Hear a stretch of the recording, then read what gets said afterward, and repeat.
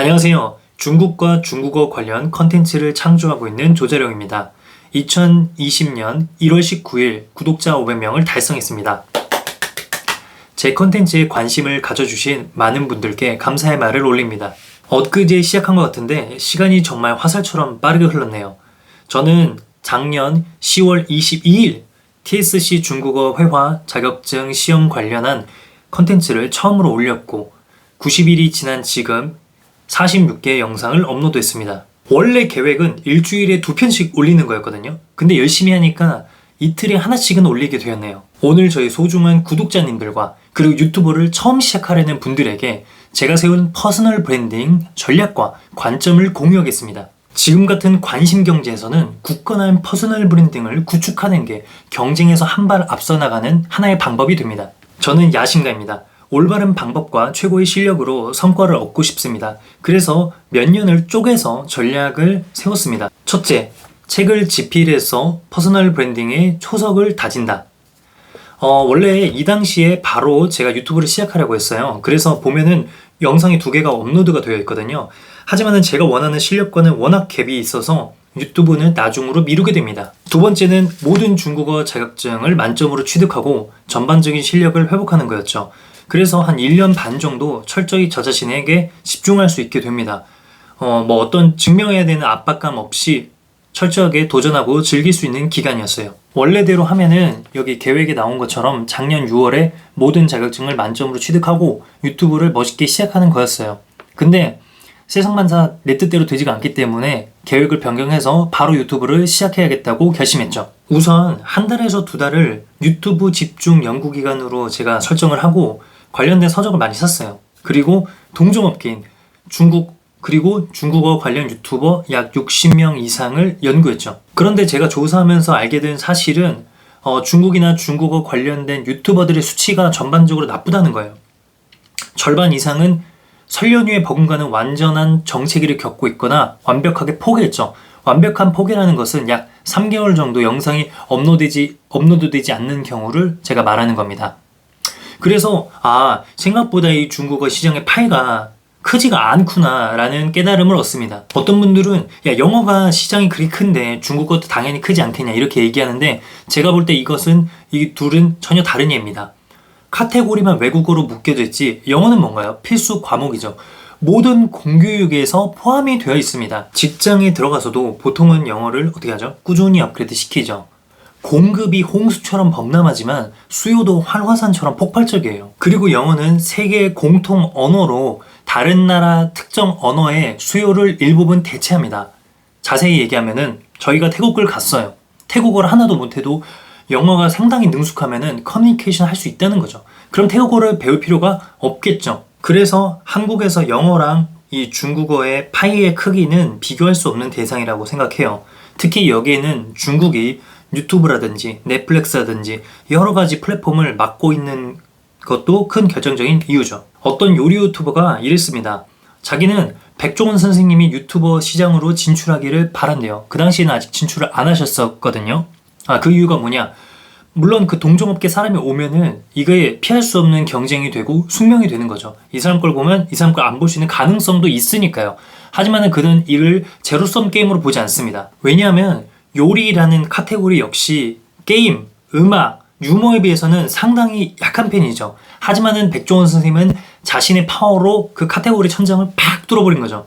영상이 몇 개 있습니까? 현재 오늘 기준으로는 122개의 구독자 330만입니다. 물론 우리가 부인할 수 없는 사실은 그의 유튜브의 단기적인 이런 성공은 그의 브랜드 파워에 기인한다는 것이죠. 예를 들면은 그는 성공적인 CEO고 정말 많은 프랜차이즈를 갖고 있죠. 그리고 마리텔, 백종원의 골목시장 등 다양한 프로그램을 통해서 자신을 노출시키고 지금도 브랜드 파워는 점점 더 강해지고 있습니다. 한마디로 이런 슈퍼스타의 등장은 그 전체 판도를 바꾸고 좀 더 파이를 키워주는 영향을 미칩니다. 다시 본론으로 돌아와서 유튜브에서 중국이나 중국어 카테고리의 상황이 이렇다면은 저는 정말 마음을 단단히 먹고 시작을 해야겠다는 생각을 했습니다. 왜냐하면 무턱대고 장밋빛 미래를 그리기에는 현실이 녹록하지 않으니까요. 내가 이거 정말 좋아. 내가 이거 정말 잘할 수 있어. 이렇게 아무리 말을 한다고 상대방이 인정해 줍니까? 그분들에게 도움이 안 되거나 그분들이 수요가 없으면은 현실적으로 아무 의미 없는 얘기가 될 수도 있는 겁니다. 또 그리고 우리가 긍정적인 피드백이 없으면 무언가를 지속하는 거는 정말 힘들잖아요. 사실 그렇기 때문에 위대한 업적을 남기는 사람은 항상 소수인 거죠. 왜요? 아무런 피드백이 없어도 내 자신의 어떤 내재적인 그런 욕구만으로도 상당한 거리를 걸어갈 수 있고 지속할 수 있고 노력할 수 있기 때문이죠. 저는 일단 최악의 상황을 상정해 봤습니다. 첫 번째, 의미 있는 효과를 얻기 위해서는 최소한 2년은 투자해야 한다. 둘째, 업무 시간 외에 남는 시간과 돈은 대부분 유튜브에 투자한다. 셋째, 2년 동안 유튜브를 통한 직접적인 수익은 제로다. 자, 사실 제로가 아니죠. 왜? 제가 돈을 더 쓰고 있기 때문에 마이너스입니다.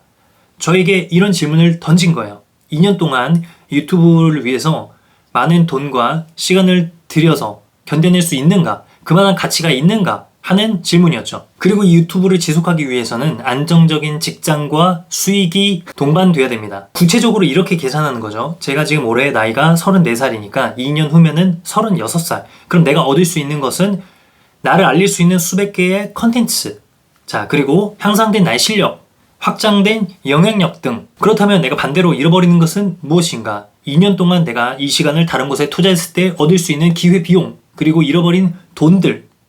유튜브도 장사는 똑같이 뭐죠? 여기에는 리스크가 존재하고 극소수만이 성공을 합니다. 하지만 저는 이렇게 따져봤을 때 그냥 괜찮은 거래인 것 같더라고요. 하지만 이렇게 어두운 면을 먼저 인정하니까 어쩔 수 없이 좀 의욕이 깎이더라고요.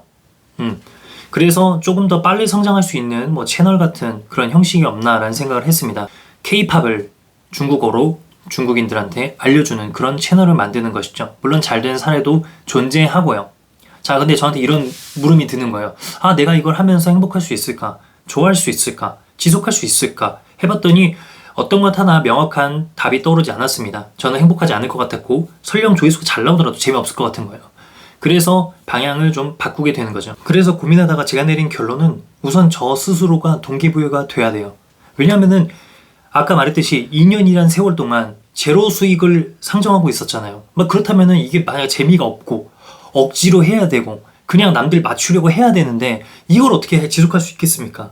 저는 불가능할 거라 생각을 했고, 그래서 제가 가장 좋아하는 중국어로 영상을 찍는다면은 내가 지속 가능할 수 있겠다라는 판단이 내려집니다. 심지어 저는 중국어 교육 관련 팁도 한국인을 대상으로 하면서 중국어로 하고 있죠.